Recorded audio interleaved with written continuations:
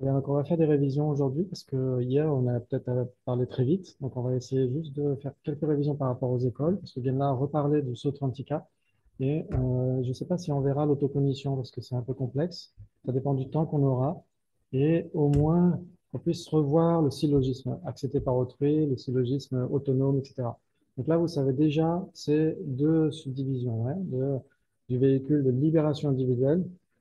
Patimoksha, c'est la libération individuelle, et Mahayana, le grand véhicule. Donc Patimoksha parce que c'est plus respectueux que Hinayana. Hinayana, ça veut dire petit véhicule, donc c'est assez péjoratif. Sa sainteté parle de véhicule de tradition Pali, Et c'est pas tout à fait la même chose que Theravada. Le Theravada, c'est pas tout à fait la même chose. Les Theravada actuels ne se reconnaissent pas comme étant une sous-école du Vaibhashika, par exemple. Donc c'est assez différent. Donc, du point de vue du véhicule, c'est la motivation. Est-ce qu'on veut obtenir la libération individuelle ou est-ce qu'on veut obtenir l'éveil pour le bien de tous les êtres? C'est ça qui fait qu'on se dirige vers un véhicule ou un autre. Par contre, par rapport à la vue, le GPS, c'est ça qui va faire toute la différence. Est-ce qu'on accepte que tout ce qui existe est une chose, par exemple, ou est-ce qu'on accepte que tout ce qui est produit est nécessairement une vérité ultime, etc., etc. Et donc, à ce moment-là, ça va être la vue qui va faire la différence. C'est pas le véhicule lui-même. Ouais. OK. Donc, normalement, on distingue ces deux sous-ensembles en disant que, en effet, les deux premières écoles font partie du véhicule fondamental. Pourquoi? Parce qu'elles n'acceptent que le non-soi de la personne. C'est ça qui fait la différence entre des écoles du véhicule de libération individuelle et des écoles du Mahayana. C'est est-ce qu'elles acceptent le non-soi des phénomènes ou pas? Ouais. Donc, si une école, un point de vue philosophique, accepte aussi le non-soi des phénomènes, c'est une école mahayaniste. Ouais. Qu'elle soit du Chittamatra ou du Madhyamaka, etc., etc. Ouais. Et s'il n'accepte que le non-soi de la personne, c'est nécessairement une école soit Vaibhashika, soit Sautrantika. Ouais. C'est ça qui fait la différence majeure entre ces deux sous-ensembles. Ouais, ça joue? Ok, très bien. Donc là, on parle du Madhyamaka. Madhyamaka, c'est le substantif. Madhyamika, c'est l'adjectif. C'est juste une petite différence. Et hier, on a vu que dans les écoles philosophiques de la Madhyamaka, le texte qu'on étudie au Basic Programme, il parle de Niswabhavavada. Ouais. Ça veut dire tout simplement l'école qui réfute l'existence par nature propre. C'est juste ce que ça veut dire. C'est la même chose que Madhyamaka. Donc c'est la Madhyamaka qui compose ces textes-là dans la tradition de la FPMT. OK. Et donc, il donne la définition d'un ni soit bhavavadin. C'est ce qu'on a vu hier. Donc, c'est un tenant de l'absence de nature propre, en sanskrit. C'est une personne qui avance des principes philosophiques du Mahayana. Donc, ça veut dire qu'il accepte le non-soi des phénomènes. Ouais, très bien. Et de la personne. Voilà, il accepte les deux. Qui n'affirme pas d'existence véritable, même conventionnellement. Ouais, c'est ce qu'on a vu hier. Ouais. Et donc, bien sûr, aujourd'hui, on va voir ce que veut dire existence véritable par rapport à l'existence intrinsèque. Il faut qu'on puisse faire la distinction entre les deux, ouais, parce que les Swatantrika font la distinction entre les deux. Ok, donc il y a deux subdivisions majeures, les Swatantrika Madhyamika et les Prasangika Madhyamika. Ouais. Donc ça, c'est juste l'ordre habituel en sanskrit. Souvent en français, on dit Madhyamika Swatantrika, mais en fait, en sanskrit, c'est l'inverse. C'est l'adjectif plus spécifique qui vient avant. Ça, c'est pas très grave. Ok. Et donc, c'est venu, comme on l'a vu hier aussi, des commentaires du traité Racine de la voie médiane de Ariana Gardiner. Ouais, donc, ça, c'est son texte fondateur, euh, qui est la sagesse Racine, on peut l'appeler comme ça. Et Acharya Buddhapalita l'a commenté, comme a dit Diane là, de manière très pure, ouais, en prenant des conséquences à l'absurde. Donc, c'est ce qu'on va voir aujourd'hui, la conséquence à l'absurde. Ensuite, Acharya Bhavaveka est venu et a critiqué Buddhapalita. Il a dit non, il faut employer des syllogismes autonomes. Ouais. Et donc, syllogisme autonome, autonome, c'est soit tantra. Et donc, c'est pourquoi ça a donné soit tantrika madhyamika. Ouais, les autonomistes de la remédia. Ça va trop vite? Ok. Exactement. Ça veut dire qu'ils acceptent. C'est exactement le cœur des classes qu'on a en ce moment. C'est ce qui fait la distinction entre ces deux écoles. Ouais. Ok, très bien. Donc, soit tantrika, ça vient de soit tantra prayoga, ça veut dire syllogisme autonome, et donc c'est juste ika à la fin, c'est l'adjectif, tout simplement. Soit tantrika, autonomiste. Ouais. Ok, et donc Acharya Chandrakirti est venu quelques siècles après et a dit, donné raison à Buddhapalita. Il a dit, il faut employer des conséquences. Prasanga, c'est la conséquence à l'absurde. Ça a donné prasangika, les conséquentialistes. Ouais, ça joue aussi? Ok. Oui. Alors, c'est exactement le cœur du sujet qu'on va voir aujourd'hui. Ouais, on va voir ça. Est-ce qu'un prasangika emploie des syllogismes autonomes ou simplement des syllogismes? C'est ça qu'on va essayer de voir. OK. Donc, la définition d'un swatantrika donnée par la Madhya c'est un madhyamika, donc un tenant de la voie médiane. Donc, souvenez-vous qu'un tenant de la voie médiane, c'est quoi? C'est un tenant mahayaniste qui n'accepte pas l'existence véritable, même conventionnellement. Ouais, c'est ça que ça veut dire un madhyamika. Mais c'est répété dans la définition. Voilà, c'est un peu redondant, mais c'est pas grave, c'est répété dans la définition. Donc, un swatantrika, c'est un madhyamika qui accepte des raisons autonomes. Ouais, autonomes, swatantra. Donc, c'est pourquoi on l'appelle swatantrika. Et donc, il n'accepte pas l'existence véritable, même conventionnellement. Donc, on va voir ça aujourd'hui. Et un prasangika, c'est sensiblement la même chose, avec simplement qui affirme des conséquences seulement approuvées par autrui. Je dirais ça. Voilà. Qui, en affirmant des conséquences seulement approuvées par autrui, n'affirme pas des choses existant véritablement, même conventionnellement. Donc, tout est la même chose, sauf ils affirment des conséquences seulement approuvées par autrui. Ouais, donc, on va essayer de comprendre ce que ça veut dire aujourd'hui. OK. Très bien. Donc, les uns acceptent des raisons autonomes ou des syllogismes autonomes. Les autres acceptent des conséquences seulement approuvées par autrui. Donc, c'est ça qui fait la distinction entre ces deux sous-écoles du Madhyamaka. Ouais? Ça joue? OK. Ouais? Non? Si? À moitié. OK. Donc, ça, justement, on ne l'a pas encore expliqué. Donc, c'est pourquoi c'est un peu compliqué. Ce que veut dire raison autonome, ce que veut dire conséquence acceptée seulement par autrui. Donc, c'est normal que ça bloque un peu. Mais on va essayer d'en parler aujourd'hui. Ok, très bien. Donc, les swatantrika emploient des raisons autonomes. Donc, c'est ça, par exemple. Ça, c'est un syllogisme. Le sujet leçon est impermanent car il est produit. Ouais, ça, vous en avez l'habitude. Pourquoi ils prennent ça? Parce qu'ils aiment bien chicaner un petit peu avec certaines vues non bouddhistes qui disaient que le son était permanent. Donc, eux, ça les amuse de dire, bah, le son est impermanent car il est produit. Parce que pour les Vaisheshika en particulier, le son est une caractéristique de l'espace. Et l'espace est permanent. Et ben, c'est un peu ça, c'est le son Om qui est une caractéristique de l'espace, l'espace est permanent, donc cette caractéristique de l'espace doit être permanente, mais produit tout l'univers. Ouais, donc dans certaines vues non bouddhistes, il y a cette acceptation-là, que le Om est le créateur de tout, tout en étant permanent. Ouais. Non, bien sûr, ça engendre beaucoup de discussions. Par exemple, Shantideva, dans le chapitre 9, critique beaucoup de points de vue par rapport à ça. OK. Donc, là, on vient de dire que ce syllogisme, c'était un syllogisme autonome. Alors, ça dépend qui le regarde. J'allais dire, parce que j'allais dire, il y a la conséquence. Pourquoi là-dedans, il y a la conséquence. Alors, en fait, la conséquence, ce serait, si on discute avec un swatantrika, par exemple, il va dire, non pas un swatantrika, pardon, un vaisheshika qui va dire, OK, le son est permanent, Om est permanent. Nous, on arrive, on est prasangika, on va dire, si vous dites que le son est permanent, il s'ensuit à l'absurde qui n'est pas produit. Ça, c'est une conséquence. Ouais. Et nous, on n'accepte pas ça. On ne prend pas ça à notre compte. On dit simplement, votre son qui est permanent, il n'est pas produit. Ouais. Alors que ça, c'est un syllogisme. Ça veut dire un syllogisme, c'est en trois parties.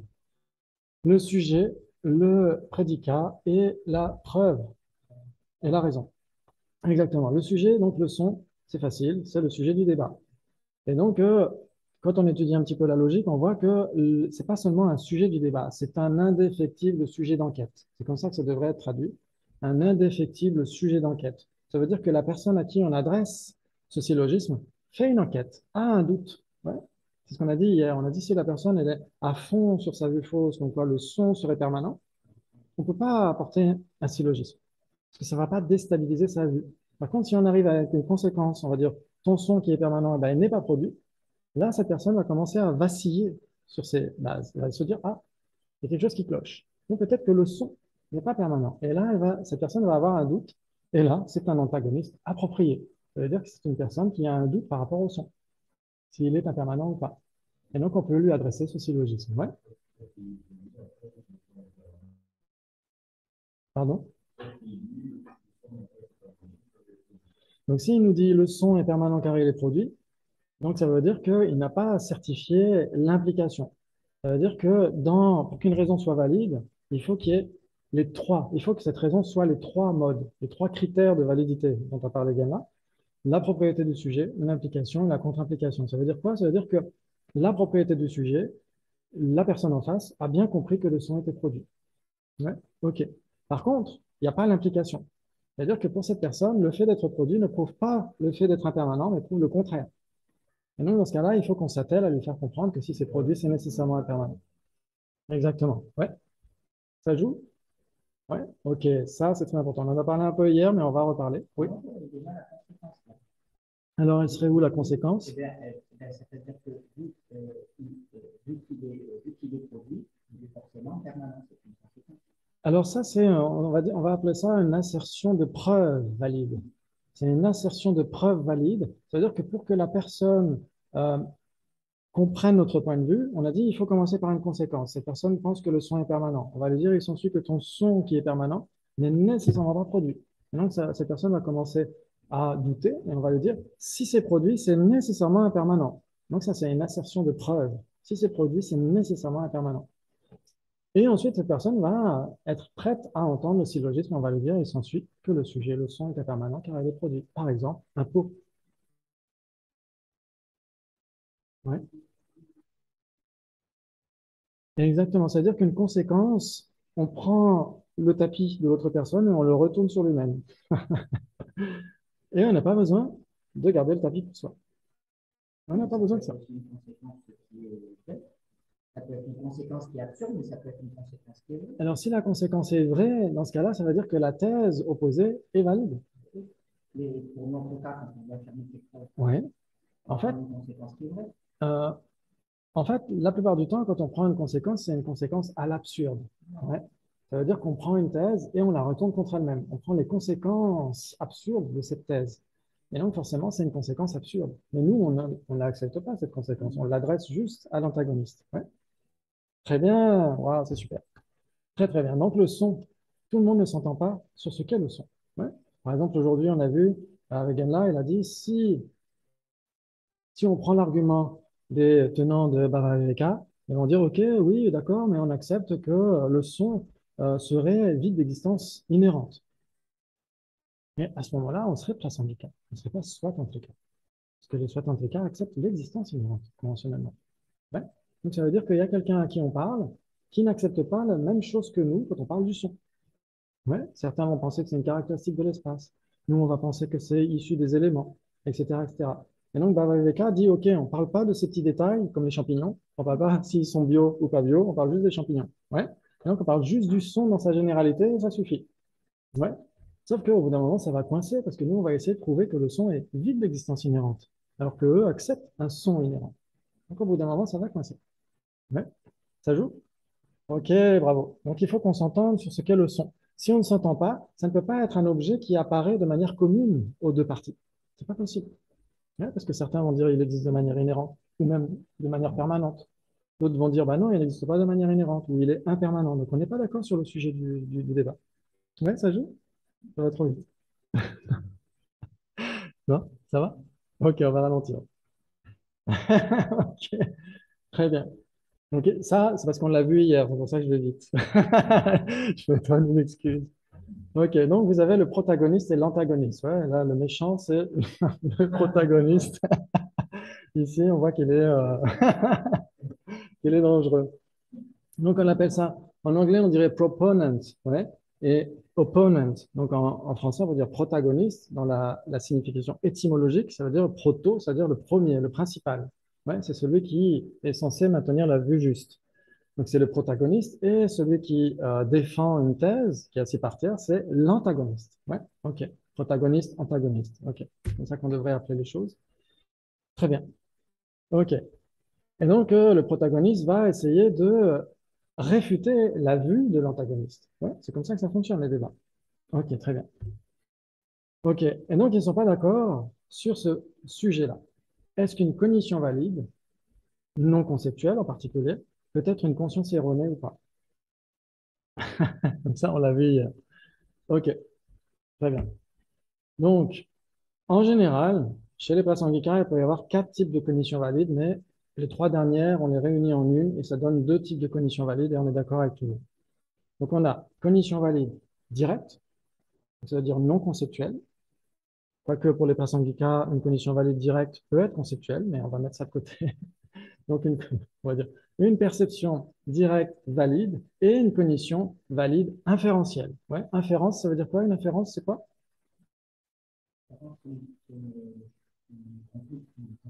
Une conclusion, une déduction logique. Exactement. C'est une conclusion, la conclusion d'une déduction logique. On pourrait dire ça. Exactement. Et perception directe, vous vous souvenez, hier, on en a parlé. C'est quoi la définition? Waouh, ça, c'est magnifique. Une cognition libre de conceptualisation et non erronée pour toutes les écoles, sauf Prasangika. Toutes les écoles bouddhistes vont dire une perception directe est nécessairement une cognition, un événement mental, libre de conceptualisation et non erroné. Ça n'est nécessairement pas erroné. Ça veut dire qu'on a le savoir, il n'y a pas besoin de réfléchir et d'investiguer, on le sait. Exactement. Ça peut être une perception directe sensorielle, perception directe mentale, perception directe autocognitive pour certaines écoles et perception directe yogique. Ouais. Ok. Donc, quatre types de perception. Ok. Et donc, ça veut dire que normalement, il n'y a pas de concept. C'est libre de conceptualisation. Et c'est non erroné. Non erroné, ça veut dire quoi? Une cognition non erronée, c'est-à-dire qu'elle ne se trompe pas par rapport à ce qui lui apparaît. Elle ne se trompe pas par rapport à l'objet apparent. Ouais, on va essayer de voir ça. Ok, donc la perception, perception directe valide, la perception, et la cognition, elle est conceptuelle. La cognition inférentielle est nécessairement conceptuelle. Ok, donc on va déjà voir l'objet apparent d'une conscience conceptuelle. Quand vous pensez à vos chaussures, est-ce que vous avez des chaussures dans la tête? Ça peut faire très mal. Donc, il y en a qui ont essayé. Ils ont eu des problèmes. Donc, quand on pense à un bateau, par exemple, on n'a pas un bateau dans la tête, on a l'image du bateau à l'esprit. Exactement. OK? Donc, l'image du bateau donne l'impression d'être un bateau, mais n'est pas un bateau. Donc, c'est erroné. C'est erroné. C'est-à-dire que vous regardez dans le miroir, et donc, votre visage apparaît dans le miroir, mais ce n'est pas votre visage. C'est le reflet du visage dans le miroir. Et il donne l'impression d'être votre visage. Ouais.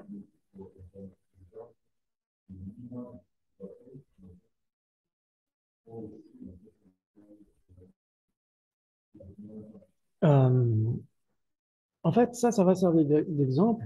Ici, là, c'est surtout le point de vue des autres écoles, mais si on comprend bien ce que veulent dire les Sotantrika, etc., et les Swatantrika en particulier, chez les Madhyamika, on verra que, on comprendra ce que veulent dire les Prasangika par la suite, parce qu'ils vont avoir des raffinements par rapport à tout ça. Ils vont dire que, euh, on va essayer de voir ça. On va essayer de voir ça. On va dire que, par exemple, si si on est en train de penser, par exemple, l'impermanence du son, impermanence, ça veut dire quoi? Ça veut dire quoi l'impermanence? C'est quoi la définition d'impermanence? Il y en a qui le savent, qui change d'instant. Non, il n'y a pas un truc avant. Instantané, ouais. Instantané. Ça veut dire qu'il change d'instant en instant. C'est la définition d'impermanent. Est-ce que, est-ce que nous, on réalise l'impermanence subtile? Non, on réalise l'impermanence grossière. Ouais, quelqu'un qui décède, une fleur qui fane, etc. Ouais, ok. Mais on ne réalise pas l'impermanence subtile. Ouais, donc c'est un phénomène caché. OK. Et donc, pour y accéder, qu'est-ce qu'on fait? On emploie une inférence. On dit, bah, la table est nécessairement impermanente parce qu'elle est produite. Ouais. OK. Donc, vous avez une réalisation inférentielle de l'impermanence de la table. Vous êtes d'accord? C'est une réalisation, c'est une cognition valide. Ouais. Mais elle est erronée parce qu'elle est conceptuelle. Ouais. C'est-à-dire que l'impermanence du son, l'image de l'impermanence du son donne l'impression d'être l'impermanence du son, mais n'est pas l'impermanence du son. C'est une image. Ouais. OK. C'est une image conceptuelle. Et donc, c'est nécessairement erroné, mais c'est valide, parce qu'on réalise l'impermanence du son, conceptuellement. Donc, ça veut dire que si on comprend déjà les Sautrantika, on comprendra les Madhyamika, les Prasangika, Madhyamika en particulier. On verra que pour les Prasangika, Madhyamika, une cognition même non conceptuelle peut être erronée tout en réalisant son objet. Parce qu'on l'aura compris chez les Sautrantika par rapport à la conscience conceptuelle. OK. Ça va peut-être trop vite. OK. Donc, l'objet, oui, par rapport à ce que je viens de dire. OK. Donc, par exemple, si on comprend ici le point de vue de toutes les écoles non prasangika, mais les prasangika vont être d'accord pour dire que l'image qu'on a du bateau n'est pas le bateau, mais donne l'impression d'être le bateau. Donc, ils vont être d'accord là-dessus, une conscience conceptuelle est nécessairement erronée, tout le monde est d'accord là-dessus. Mais on peut réaliser le bateau lui-même, grâce à cette conscience inférentielle. Ouais. On peut réaliser un bateau, on peut réaliser le son qui est impermanent, etc., etc. Ouais. Mais non, dans ce cas-là, le bateau lui-même n'est plus l'objet apparent de la conscience conceptuelle, c'est l'objet d'engagement. C'est ce vers quoi s'engage notre esprit. On peut l'appeler l'objet conçu. Ouais. C'est-à-dire que l'objet d'engagement d'une conscience conceptuelle, on l'appelle objet conçu, tout simplement. Ce vers quoi s'engage notre conscience conceptuelle, c'est exactement, exactement. Ça veut dire que c'est l'objet réalisé par notre conscience conceptuelle. Ouais. Et donc, c'est l'objet pur et dur qui existe là, à l'extérieur, etc. Ouais. Alors que l'objet apparent, qu'est-ce qu'on avait dit? C'était quoi l'objet apparent de cette conscience conceptuelle? C'est l'image. L'image, c'est l'image mentale. Ouais. C'est ça l'objet apparent. Ouais. C'est ce qu'on a dit juste avant. C'est une pensée, c'est un concept. Ouais. Ça, c'est l'objet apparent. C'est ce qui apparaît directement, euh, c'est ce qui se manifeste directement à notre conscience conceptuelle. Ouais. OK. Et l'objet d'engagement, c'est l'objet pur et dur, ouais, et qu'on appelle, pour une conscience conceptuelle, on appelle objet conçu, tout simplement. Parce que, exactement, objet conçu. Ouais, l'objet conventionnel pour les personnes bipolaires, exactement. OK. Très bien. Et donc, cette conscience est erronée. Pourquoi? Parce que c'est comme regarder le bateau dans un miroir. Ouais. Alors, on va pas encore parler de l'existence propre, mais en effet, pour les prasangika, ils diront ça. Ils vont prendre cet exemple, par exemple, de la conscience conceptuelle. Ils vont dire le bateau n'existe pas de manière inhérente, mais apparaît comme s'il existait de manière inhérente. C'est ça l'erreur qu'il y a pour les prasangika, ouais. Mais si on comprend mieux les choses du point de vue de la conception, ça aidera à comprendre le prasangika. Ouais, ça veut dire que quand on a un concept du bateau, le concept donne l'impression d'être le bateau, mais n'est pas le bateau. C'est-à-dire qu'il donne une apparence qui est à l'opposé des choses. Le nom n'est pas la chose. Oui, on pourrait dire ça d'une certaine manière, en effet. On est... Pardon? Exactement, oui, oui, tout à fait. Ou le dessin du mouton ne sera jamais un mouton. Ouais. Quand le petit prince demande à l'aviateur de lui dessiner un mouton, c'est impossible. On ne peut pas dessiner un mouton. On ne peut dessiner que l'image d'un mouton. Ouais. Ok. Très bien. Donc ça, c'est très important. D'ailleurs, j'avais cette diapo par rapport au mouton du petit prince que j'ai enlevé.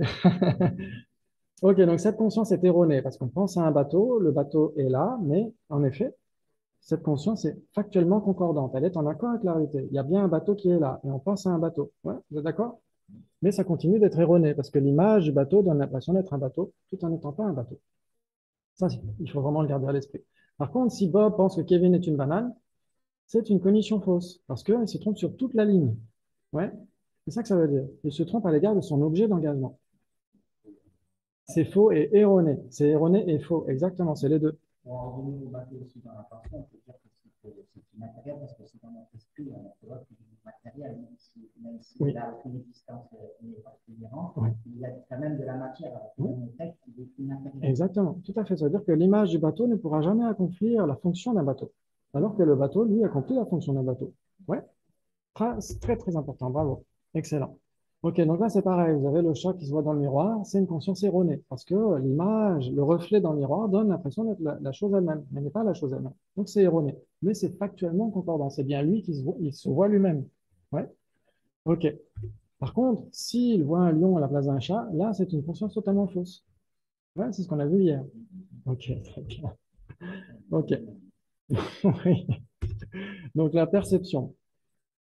Donc l'objet apparent et l'objet d'engagement d'une perception sont équivalents en général. On pourrait débattre là-dessus, mais si on parle du bateau qui est l'objet apparent et le bateau qui est l'objet d'engagement, donc ce vers quoi s'engage notre perception directe, ils sont équivalents. Ouais. C'est-à-dire que l'objet apparent, c'est le bateau. Le bateau manifeste un aspect à la conscience, donc il apparaît à la conscience, et c'est aussi ce que comprend notre conscience visuelle. Donc c'est les deux. Ouais. Allô? Ok. C'est-à-dire que si... Oui.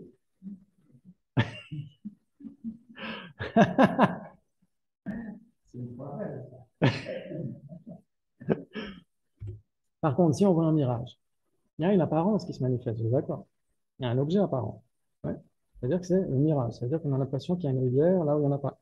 Ok. Et donc, comme c'est une perception directe, c'est pas une conscience conceptuelle, on a dit, si on se trompe à l'égard de l'objet apparent, on va nécessairement se tromper à l'égard de l'objet d'engagement. Donc, non seulement c'est une cognition erronée, mais c'est nécessairement aussi une cognition fausse.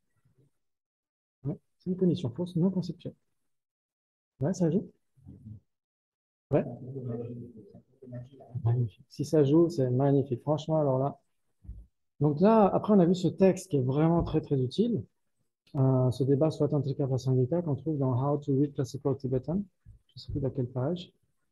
Ouais, je sais plus. Ah si, c'est page 224. C'est très, très important. Donc, on en a parlé hier. C'est exactement le sujet de ces pages qu'on est en train d'étudier avec Yana. C'est est-ce que une cognition valide peut être erronée ou pas? Une cognition valide non conceptuelle, est-ce qu'elle peut être erronée ou pas? Pour les Swatantrika, non. Pour les Prasangika, oui. C'est ça qui fait la différence. Ouais. C'est-à-dire que, comme on a dit, la définition d'une perception directe, c'est quoi? C'est quand on n'a pas, c'est quand on n'a pas à réfléchir, on sait. On voit la chose, on sait. Voilà, exactement. Il n'y a pas à faire d'investigation, il n'y a pas à analyser. Oui. On voit directement. OK. On voit directement, exactement. Pour une conscience visuelle, une perception directe visuelle, on voit directement, il n'y a pas de concept. On ne sait pas nécessairement. On peut avoir une cognition inattentive. Par exemple, on discute de philosophie avec des amis et il y a un oiseau qui passe par la fenêtre. Est-ce que notre conscience le certifie ou pas? Non. Ouais, parce qu'on est complètement occupé ailleurs. Ouais. Pourtant, c'est une perception directe. Ouais. Donc, une perception directe ne réalise pas nécessairement son objet, ne comprend pas nécessairement son objet. Mais elle doit de toute façon être non erronée. C'est dans la définition. Ouais, une perception directe, c'est une cognition libre de conceptualisation et non erronée. Elle ne doit pas se tromper à l'égard de son objet apparent. Ouais. Mais les places handicap vont arriver. Donc, obligatoirement, ça veut dire que c'est quelque chose qu'on peut déjà, qu'on peut connaître. Pas nécessairement, pas nécessairement, mais on peut réaliser quelque chose sans tout connaître de cet objet. Ouais, par exemple, tu discutes avec quelqu'un dans la rue et après on te demande, tiens, tu as discuté avec un médecin. Et tu dis, bah non, j'ai discuté avec un tel. Et après, on va te dire, bah si, c'est mon médecin. Et donc, ça veut dire que tu réalisais une personne sans nécessairement réaliser que c'était un médecin. Ouais. Ou le bourgeois gentilhomme qui réalise qu'il, soudainement, il parle la prose. Et il a toujours parlé la prose. Ouais. Donc, il finit par le réaliser. Et du point de vue de l'Amatsukata, on réalise que tout ce qui n'est pas une vérité ultime est une vérité conventionnelle parce qu'on a réalisé la vacuité. Et avant de réaliser la vacuité, pour nous, tout ce qui existe est une vérité ultime. C'est la réalité pure et dure. Ouais. Donc, ça a toujours été des vérités conventionnelles, mais on finit par le réaliser en comprenant un petit peu la voie médiane. Ouais. Donc, ça veut dire qu'on peut réaliser quelque chose sans nécessairement tout réaliser de ce truc-là. Moi, je ne connais pas toutes les molécules qu'il y a dans la table. Pourtant, je réalise une table. Ouais. OK. Très bien. Très, très bien. OK. Super. On va essayer de continuer. Oui.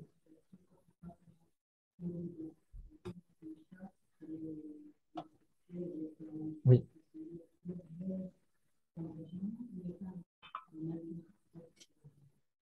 Oui. Exactement. Oui. Tout à fait. Ça, c'est très important. Ça, c'est très important. C'est dans ce fameux texte. Donc, on va essayer de voir cette partie-là. Parce qu'on a parlé de la première partie hier, mais on n'a pas parlé de la seconde partie du texte. On en a parlé avant les vacances, mais ça fait quelques heures cosmiques. Donc, hier, on a vu est-ce qu'une cognition valide certifiant les objets sensoriels certifie aussi le mode d'être des objets. Pour les Swatantrika, oui. C'est-à-dire que, et pour toutes les autres écoles non prasangika, on pourrait dire. C'est-à-dire que pour toutes les écoles non prasangika, quand la table apparaît, elle apparaît comme si elle existait de manière inhérente. Les prasangika vont dire oui, elle apparaît comme si elle existait de manière inhérente. Les autres écoles vont dire elle apparaît à une conscience non erronée. Donc elle a une existence inhérente. Les prasangika vont dire c'est une cognition erronée, il y a quelque chose de distordu là. Ouais. Mais, ça c'est la suite. La cognition valide appréhendant les objets sensoriels peut-elle être erronée à propos du mode d'être des objets et être malgré tout une cognition valide? C'est là notre problème. Pour les swatantrika, non. Si c'est erroné et que c'est pas conceptuel, ça ne peut pas être une cognition valide. Ouais. Parce que c'est une perception directe. Une perception directe doit être non erronée. Ouais. Et pour les prasangika, une perception directe peut être erronée. D'ailleurs, comme on l'a dit hier, il n'y a que, si on exclut les Bouddhas, on met les Bouddhas de côté, il n'y a que les réalisations directes de la vacuité qui sont non erronées. Tout le reste est erroné pour les prasangika. Ouais. C'est-à-dire que notre perception de la table est erronée. Par contre, est-ce qu'on n'a pas une réalisation de la table? Vous réalisez une table? Rien. Vous réalisez un ordinateur, vous réalisez une personne, etc., etc. Ouais. C'est-à-dire qu'au sein de l'erreur, il y a la possibilité d'avoir une cognition valide. Pourquoi? Parce que la conscience sensorielle ne se préoccupe pas du mode d'être. C'est pas son boulot. simplement pas son boulot. C'est le boulot d'une conscience rationnelle d'observer le mode d'être de quelque chose. Ouais, ça joue. Donc ça veut dire, c'est comme si, en effet, c'est comme si notre perception sensorielle, en effet, appréhende d'une certaine manière l'existence inhérente de la table, mais ne réalise que la table. C'est son objet d'engagement.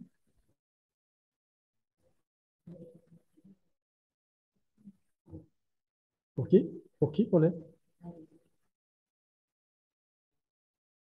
Pourquoi elle se réunit?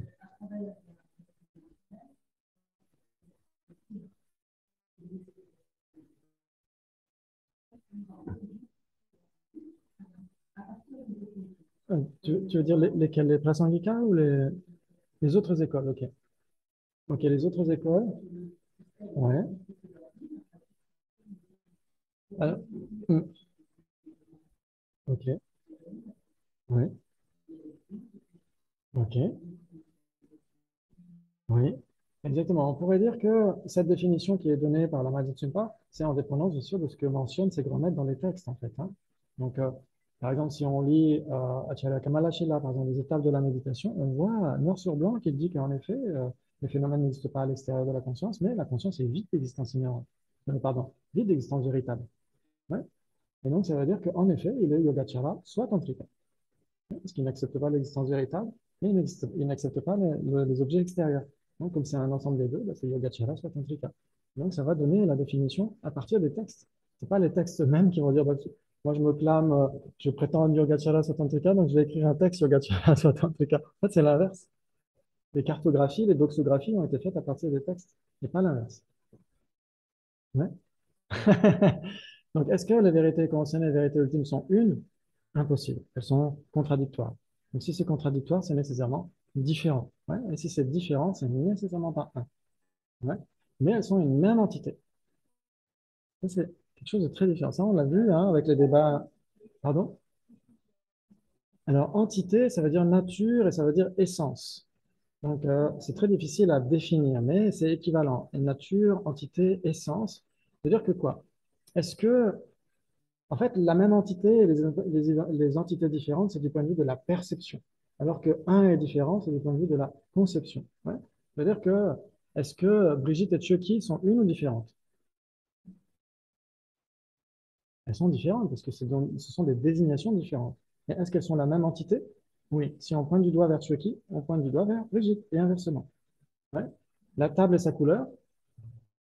Pardon, Béatrice. Je savais que ça commençait par un B, mais pardon, désolé, Béatrice. Ça peut pas marcher. Je suis sûr qu'en cherchant bien, on va trouver des Brigitte qui s'appellent Joby.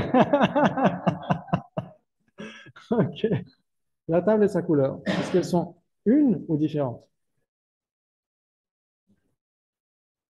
Elles sont une. Ça veut dire que si c'est une table, c'est nécessairement une couleur. Et si c'est une couleur, c'est nécessairement une table. Elles sont différentes. Elles sont différentes pour la conception. Mais est-ce qu'elles sont différentes pour la perception? Non. Donc ça veut dire qu'elles sont une même entité. Elles sont différentes, elles sont même contradictoires, mais elles sont une même entité. Ouais, les deux vérités, c'est pareil. Les deux vérités sont contradictoires. Ce qui est une vérité conventionnelle n'est nécessairement pas une vérité utile, et inversement, mais elles sont une même entité. Ouais, ça joue. Ça, c'est ce qui prouve qu'on n'a pas une conscience multiconsciente. Parce que si on avait qu'une seule conscience, quand on dirait directement, on verrait ça va cliquer. Comme on n'est pas capable de la voir, Ouais. on voit que ce qui fait, il faut une autre conscience pour pouvoir voir. Donc ça veut dire que puisqu'un Bouddha perçoit les deux vérités en même temps, il a nécessairement qu'une seule conscience. Ok, ça, c'est une conséquence à l'absurde. Nathalie, tu veux dire quelque chose? Alors, l'essence à l'apostrophe. Ça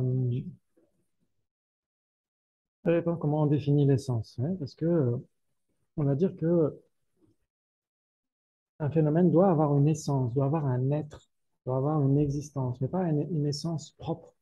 Donc, c'est là où qu'est-ce qu'on entend par essence, hein?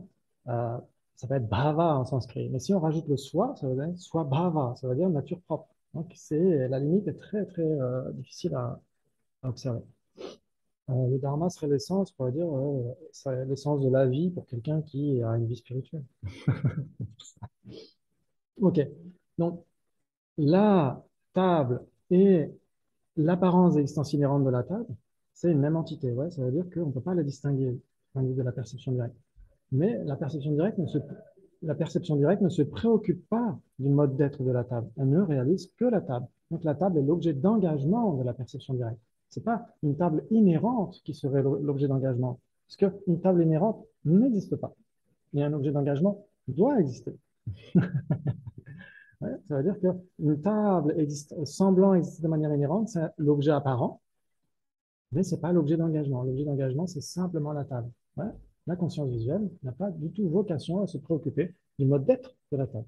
Elle ne se préoccupe que de la table. Ouais. Donc, on peut avoir quelque chose d'erroné qui est pourtant valide. Ouais. Alors, justement, j'ai une diapo là-dessus. Ouais!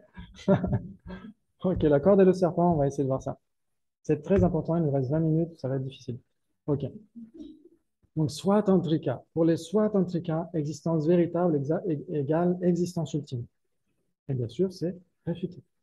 Ils n'acceptent pas l'existence véritable, donc ils n'acceptent pas l'existence ultime. Ouais, ouais, c'est juste des équivalents. Ouais, ok. Qu'est-ce que ça veut dire, existence véritable? Donc ça, c'est la formulation telle qu'on la trouve dans les textes, qui est un petit peu alambiquée. Ça veut dire être son propre mode d'existence non commun, sans être avancé par le pouvoir de l'apparence et une conscience non contredite. Ok, ok, accrochez-vous à vos fauteuils. Voilà, être son propre mode d'existence non commun, ça veut dire qu'est-ce qui fait la différence entre une table et une tasse?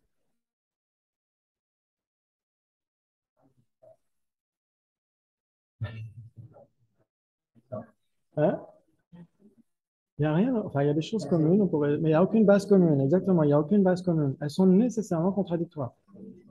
C'est pas du tout la même chose, c'est pas du tout la même fonction, c'est pas du tout exactement, ouais. Donc pour les Swatantrika, ça veut dire que ce qui nous fait distinguer une table et une tasse, c'est la preuve que la tasse a son propre mode non commun. Elle ne partage ça avec personne d'autre, avec rien d'autre. Et la table aussi. La table est une table de son propre côté et qui ne partage rien de ses caractéristiques avec ne serait-ce qu'une autre table. Si c'est cette table, c'est nécessairement pas cette table-là. Donc c'est ce qui fait leur mode d'existence non commun. Ouais, c'est pas partagé par autre chose. Ouais, ça joue. Ok, sans être avancé par le pouvoir de l'apparence à une conscience non contredite. Une conscience non contredite, c'est... Oui, vas-y. Alors, c'est intéressant. C'est pas nécessairement une condition valide, mais ça doit pas de toute façon être une conscience erronée. Ça veut dire que là, une conscience contredite, si on prend le contraire, une conscience contredite, elle est défectueuse selon quatre euh, occasions. On en a parlé hier? Oui, on en a parlé hier. On a parlé du bâton d'encens qui tourne dans le noir. Ouais, on a dit, on a l'impression de voir un cercle. Donc c'est à cause de l'objet. Ouais, l'objet. Ensuite, on a vu la faculté dominante. Ouais. C'est-à-dire que si on est en colère, paraît-il, on voit, non, c'est pas celle-ci, c'est si on a la jaunisse, on voit du blanc comme étant jaunâtre. Ouais, ok, non, parce qu'on a de la bile dans la faculté visuelle. Donc ça, c'est à cause de la condition dominante ou souveraine, comme on l'appelle avant. Ok. Et il y a la localisation. Vous êtes dans le train, vous voyez des arbres qui bougent. Est-ce que c'est les arbres qui bougent? Non, c'est vous qui bougez. Ouais. Ok, donc c'est à cause de la localisation. Et il y a la condition antécédente. Quand on est en colère, on voit en rouge, paraît-il. Et donc c'est à cause de la condition antécédente. Donc selon ces quatre occasions, ce sont des consciences défectueuses ou contredites, mais ce sont des erreurs superficielles. Ce ne sont pas des erreurs qu'on emporte avec soi, existence après existence. Ouais, c'est juste parce que c'est très temporaire, très accidentel. Ouais. Ok. Et donc si on enlève ces quatre occasions de conscience défectueuse, on a une conscience non défectueuse. Simplement. Ouais, c'est-à-dire qu'on n'a pas la jaunisse, on n'est pas en colère, on n'est pas dans un train, il n'y a pas un bâton d'encens qui tourne très vite dans le noir, etc. Ouais, donc on enlève tout ça, et donc on a une conscience non défectueuse, qui peut être une cognition valide, et qui ne l'est pas nécessairement. Ouais, ok. Ça peut être une cognition subséquente, par exemple, et donc elle sera considérée comme non valide pour les non-places syndicales. Ouais. Mais elle réalisera son objet de toute façon. Ok, donc on a besoin de 50% du côté de l'objet et 50% du côté du sujet. Et donc on a 100% et on a un objet qui existe de manière inhérente, conventionnellement. Ça joue? Waouh, c'est magnifique! Donc ça veut dire que l'existence véritable, qui est l'objet de négation de tous les swatantrika, reviendrait pour tous les phénomènes, personnes incluses, à exister de manière inhérente au niveau ultime. Ce qu'ils disent, il n'y a pas d'existence inhérente ultime. Ça veut dire quoi? Il y a une existence inhérente conventionnelle. C'est ça que ça veut dire. Ultimement, ça veut dire sans l'apport de la conscience non défectueuse, c'est-à-dire de son propre côté. Ouais. C'est-à-dire que, par exemple, on va prendre l'exemple, ok, ça on l'a déjà vu, ok, ils prennent l'exemple du magicien. Donc on est en Inde, etc. Il y a un magicien, Harry Potter de l'époque, qui prend un morceau de bois, qui a déjà une forme un peu spécifique. Hein. J'ai fait exprès de choisir cette forme spécifique, parce que il doit avoir son propre mode non commun. Donc il doit avoir 50% du côté de l'objet. Et dans les textes, il parle juste d'un morceau de bois, d'un caillou, c'est tout. Ok, il va réciter un mantra, il va souffler de la poudre de perlimpinpin sur l'auditoire. Et qu'est-ce qu'ils vont voir? L'auditoire va voir un magnifique éléphant magique. Ouais, ok, très bien. Est-ce que l'éléphant magique existerait sans la poudre de perlimpinpin et sans le mantra? Non, exactement. C'est à cause de ça, à cause d'être halluciné par le magicien. Et donc, mais l'auditoire pense qu'il voit un éléphant qui est là de son propre côté. C'est l'existence véritable. Parce que l'éléphant n'existe pas de son propre côté. Il dépend d'un mantra et de poudre de perlimpinpin. Ouais, ok. Et donc, c'est beau. Oui, oui,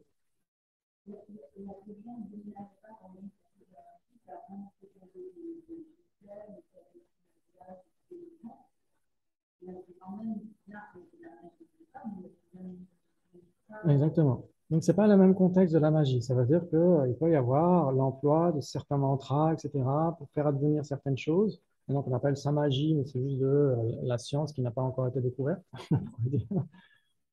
Mais c'est pas le même contexte que là. Ça veut dire que, en effet, il a fait advenir des choses à l'extérieur, alors que là, à cause de la magie du magicien et la poudre de perlimpinpin, l'auditoire est halluciné sans le savoir.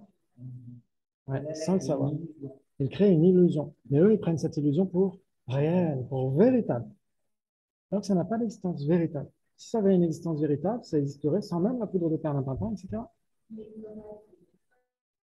Alors le rêve, oui, et bien exactement, c'est un très bon exemple aussi, que le Chittamatra va surtout utiliser, mais le Swatantrika aussi, et le Yogacara Swatantrika, comme a dit Kamla tout à l'heure, ils emploient l'exemple du rêve, donc on va en reparler. Et gardez bien, gardez-le à l'esprit. Exactement aussi, oui, tout à fait, exactement. Ok, et donc il y a un auditoire qui arrive en retard. Il y a des gens qui ont loupé leur bus, etc., et donc ils arrivent au cirque, et ils arrivent en retard, ils n'ont pas eu la poudre de papa, et ils n'ont pas entendu le mantra. Qu'est-ce qui se passe? Ils voient juste un morceau de bois. Donc ils se disent, bah, remboursé, quoi. On voulait voir un truc magique et tout, et on voit juste un morceau de bois. Et donc, ça, c'est la perception des Bouddhas.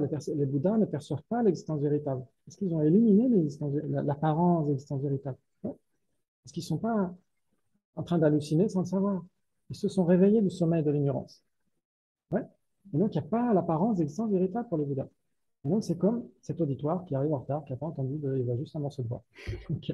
On pourrait prendre l'exemple du 3D de nos jours. C'est un petit peu la même chose. Vous prenez le 3D. Vous arrivez la première fois dans un cinéma 3D, on vous pose des lunettes 3D sur le nez. Hein, et vous ne connaissez pas le système du 3D. Et donc, vous voyez une méduse en train de se balader dans l'espace ou une fleur qui est en train de. Vous êtes prêt à l'accueillir alors qu'elle n'est pas là devant vos yeux. Elle n'est pas là dans l'espace, en tout cas. OK. Et donc, on a l'impression qu'elle est là de son propre côté, sans l'apport des lunettes 3D. C'est l'existence véritable. Ouais, ça veut dire que ça dépend des lunettes 3D. Si ça dépend des lunettes 3D, ça dépend d'une conscience qui est là, une conscience qui va valider l'existence inhérente du truc. Ouais. C'est-à-dire que si la fleur ou la méduse se balade dans l'espace sans les lunettes 3D, ce serait un exemple d'existence véritable. Mais au sein de cette apparence, et là vous avez les lunettes 3D, il y a en effet quelque chose qui a ses propres caractéristiques, conventionnellement, parce que votre conscience valide cela. C'est une conscience non erronée. Donc, elle doit valider le mode d'être inhérent de la méduse, de la table, de la fleur, etc. Ou du morceau de bois. C'est très bien ça. Pour les Swatantrika, l'existence véritable, c'est comme s'il y avait cette apparence illusoire sans une conscience qui vient valider cela. S'il y avait cette apparence illusoire de son propre côté. Ouais, s'il y avait du 3D sans les lunettes 3D. C'est ça l'existence véritable. Et ça n'existe pas. Ça joue? Très bien. Donc là, j'ai mis le truc de la pensée parce que pour les soi tantrika, l'apparence d'existence véritable ne se manifeste pas aux perceptions sensorielles, ne se manifeste qu'à la conscience mentale. Donc c'est juste un petit détail en plus. OK. Et pour les prasangika, ils vont dire, mais c'est acquis, c'est pas inné. C'est très alambiqué, votre mode d'être non commun, non validé par une conscience non défectueuse. Quel bébé va penser ça? Quel animal va penser ça? Et pourtant, ils sont dans le samsara. Ils sont dans le samsara à cause de quelque chose d'inné, pas quelque chose de philosophiquement alambiqué. Exactement. Donc, les prasangika vont dire, il faut réfuter quelque chose d'inné. Donc, les prasangika vont dire, existence véritable, existence ultime, existence inhérente, existence de son propre côté, existence de manière purement objective, etc., etc., c'est équivalent. Et c'est réfuté. Ok, très bien. L'existence inhérente, on a du temps encore? Ouais, c'est cool. L'existence inhérente reviendrait pour tous les phénomènes, personnes incluses, à exister de manière absolue ou purement objective, indépendante d'une désignation conceptuelle. C'est-à-dire que pour les swatantrika, il y a une imputation par une conscience non défectueuse. Mais pour les prasangika, il y a une imputation par une désignation conceptuelle, par une conscience conceptuelle. C'est quand même une différence. Ok, ben, c'est l'histoire de la corde du serpent. Ouais, vous êtes dans le noir, vous êtes en Inde, on vous dit il y a des cobras un petit peu partout qui se baladent. Il fait pas très jour, il fait un peu sombre. Et vous voyez une corde enroulée sur elle. Qu'est-ce que vous allez voir? Un serpent. Très bien, donc ça c'est l'exemple préféré des prasangika. Eux, le magicien, ils peuvent l'interpréter à la façon prasangika, mais ils préfèrent, malgré tout, le serpent et la corde. C'est ce que dit la Matsukapa. Ok. Est-ce qu'il y a un serpent en lieu et place d'une corde enroulée? Impossible. Impossible. C'est une condition fausse. Ok. Est-ce qu'il y a une table dans sa base d'imputation? Est-ce qu'il y a une table dans sa base d'imputation? Est-ce qu'il y a une table dans la couleur de la table? Est-ce qu'il y a une table dans les parties de la table, etc., etc. Est-ce qu'il y a une personne dans les agrégats de la personne? Exactement, de la même façon qu'il n'y a pas de serpent en lieu et place de la corde. Sauf que, conventionnellement, il y a une corde, il n'y a pas de serpent. Conventionnellement, il y a une personne. Donc, au sens conventionnel, il y a quand même une différence. Mais si on cherche vraiment les choses, est-ce que vous pouvez trouver la table dans ses parties? Est-ce qu'une molécule est la table? Est-ce qu'une couleur est la table, etc. Rien de ce qui se trouve dans la base d'application n'est la table. Ouais, exactement, comme rien de ce qui se trouve dans la corde n'est un serpent. Donc, c'est pourquoi ils vont employer cet exemple-là. Ouais. T'as vu? Ouais. Ok. Ok. Donc, ce qui est bien, c'est que c'est enregistré, donc tu pourras revoir la vidéo et mettre pause, pause toutes les 2 secondes. Ok. Donc, on a dit que pour les prasangika, toute conscience qui n'est pas une perception directe de la vacuité est nécessairement, quoi? Erronée. Exactement. C'est nécessairement erroné. Si ce n'est pas une réalisation directe de la vacuité, une réalisation non conceptuelle de la vacuité, c'est nécessairement une conscience erronée. Et donc les prasangika vont dire, il y a cette apparence illusoire qui se manifeste à n'importe quelle conscience qui n'est pas une réalisation de la vacuité. Ouais. Donc tout ce qu'on voit, tout ce qu'on entend, tout ce qu'on ressent, tout ce à quoi on pense, donne l'impression d'exister de manière inhérente, alors que ça n'a jamais existé de manière inhérente. C'est ça la distorsion. Même la réalisation inférentielle de la vacuité. D'ailleurs, quand on pense à la vacuité, je suis vide d'existence inhérente. Pourquoi? Parce que j'existe en dépendance de plein de choses, etc. Même cette réalisation inférentielle de la vacuité, l'objet conçu de cette réalisation inférentielle semble exister de son propre côté, alors qu'il n'existe pas de son propre côté. La vacuité est vide, comme tout le reste. Donc, il n'y a vraiment qu'une réalisation directe, ou les réalisations de la Bouddha, bien sûr, mais chez les non-Bouddhas, il n'y a que les réalisations directes de la vacuité qui ne sont pas erronées. Et il n'y a pas cette distorsion, cette apparence d'existence inhérente. Pourquoi? Parce que ça fait partie du voile cognitif, ce qui empêche principalement l'éveil. Ouais. C'est cette apparence, c'est l'odeur de l'ail dans la boîte.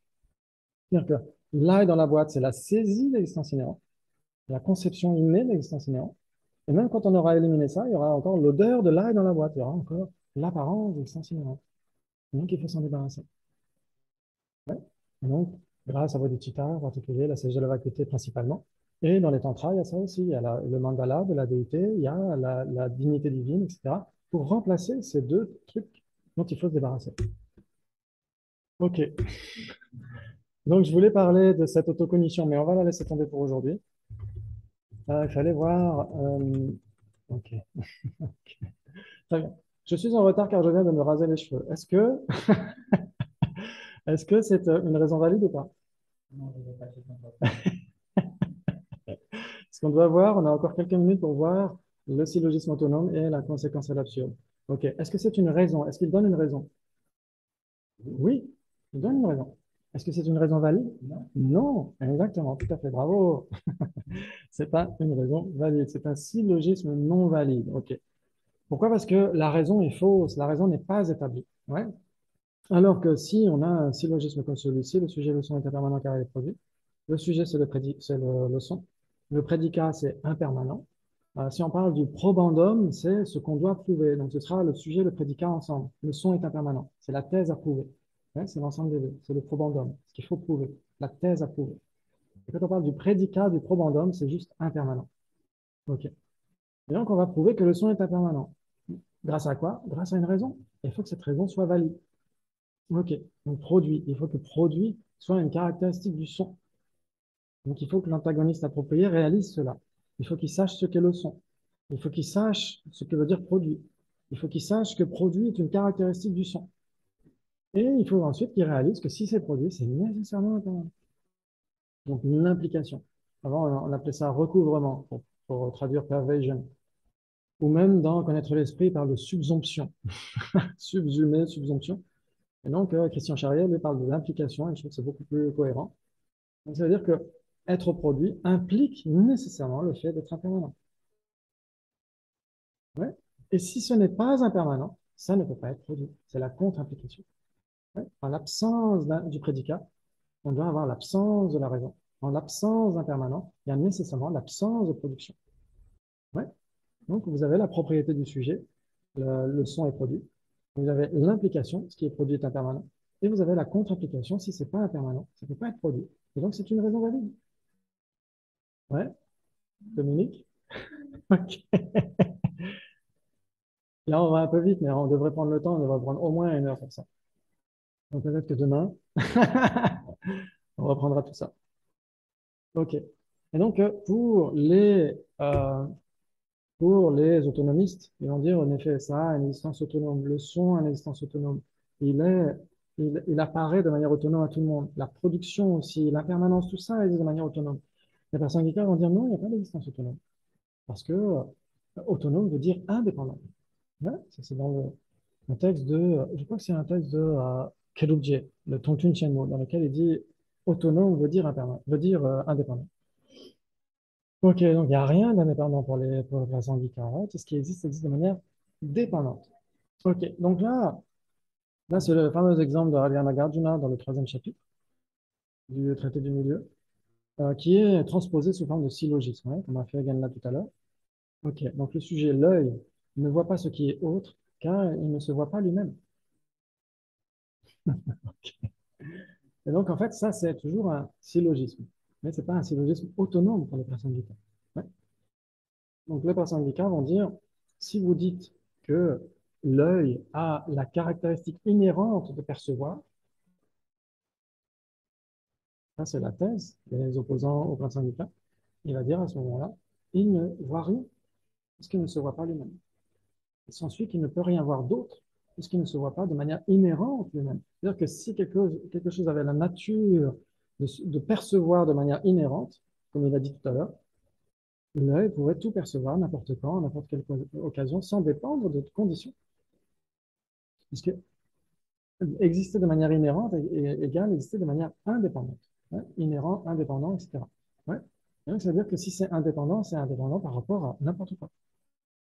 C'est indépendant par rapport à des causes et conditions. C'est indépendant par rapport à des parties constituantes. C'est indépendant par rapport à une désignation constituée. C'est indépendant. Ça a la caractéristique de percevoir de manière inhérente, de son propre côté, sans dépendre de quoi que ce soit. Et donc, l'œil devrait percevoir n'importe quoi, n'importe quoi. Ce qui n'est pas le cas. Donc, s'il devait pouvoir percevoir quelque chose, tout, n'importe quoi et n'importe quand, il devrait se percevoir lui-même, puisque ça fait partie du tout. Et comme il ne se perçoit pas lui-même, ça veut dire qu'il n'a pas la capacité de percevoir les autres objets de manière inhérente. Parce que l'œil peut percevoir d'autres objets, mais pas de manière inhérente. C'est ça qu'on veut établir. Ouais. Magnifique. Magnifique, c'est exactement ça. Ah, ok, donc ça c'est un syllogisme. Il n'y a pas un syllogisme autonome, parce que comme on l'a dit, les présyndicats n'acceptent pas de syllogisme autonome. Il n'y a rien qui puisse être autonome. Donc ils peuvent employer des syllogismes, pourquoi pas? Parce qu'on a vu au cours du basic programme, on a vu qu'en effet, les présyndicats peuvent employer des syllogismes, même s'ils préfèrent employer des conséquences. Parce que surtout quand l'opposant, quand l'antagoniste accepte quelque chose de pur et dur, le son qui serait permanent, quelque chose qui existerait de manière inhérente, comme nous, on ne peut pas l'accepter, on ne peut que retourner le tapis sur lui-même, sans prendre le tapis avec nous. C'est la seule façon pour un pré-syndicat de débattre avec un opposant qui accepte une existence inhérente. Ah, magnifique. Bravo, bravo, c'est super. Je crois que j'ai terminé pour aujourd'hui. Est-ce que vous avez une ou deux questions ou est-ce qu'il faut tout redire de A à Z?